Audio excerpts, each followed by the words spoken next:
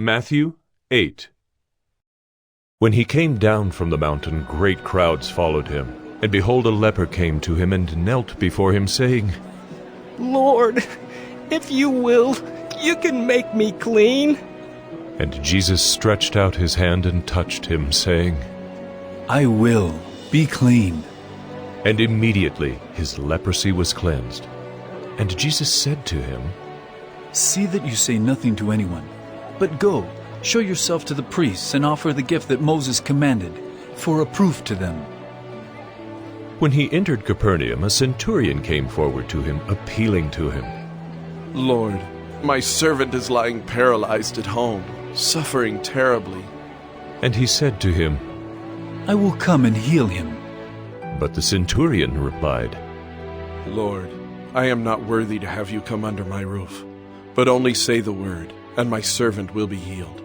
For I too am a man under authority, with soldiers under me. And I say to one, Go, and he goes, and to another, Come, and he comes, and to my servant, Do this, and he does it. When Jesus heard this, he marveled and said to those who followed him, Truly I tell you, with no one in Israel have I found such faith.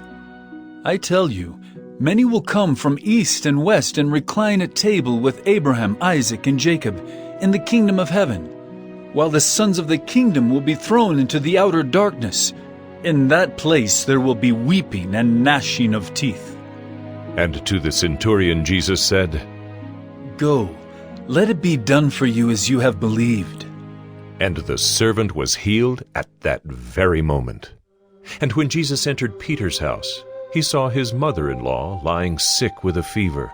He touched her hand, and the fever left her, and she rose and began to serve him.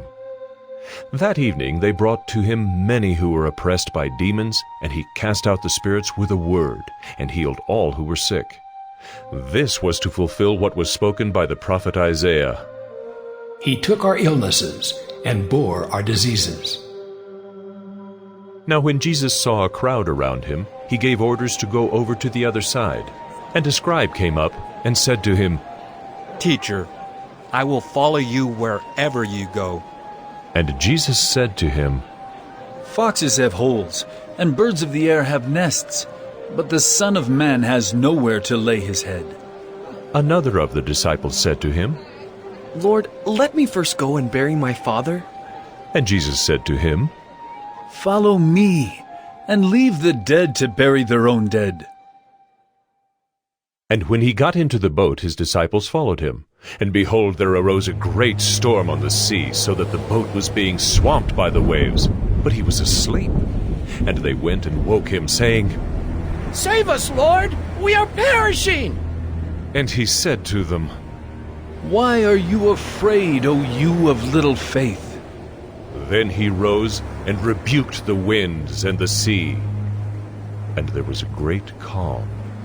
And the men marveled, saying, What sort of man is this, that even winds and sea obey him?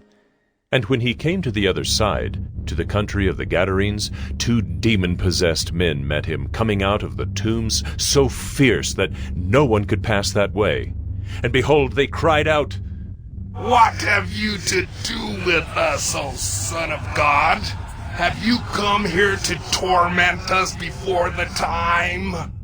Now a herd of many pigs was feeding at some distance from them, and the demons begged him, saying, If you cast us out, send us away into the herd of pigs. And he said to them, Go. So they came out and went into the pigs, and behold, the whole herd rushed down the steep bank into the sea and drowned in the waters. The herdsmen fled, and going into the city they told everything, especially what had happened to the demon-possessed men. And behold, all the city came out to meet Jesus, and when they saw him, they begged him to leave their region.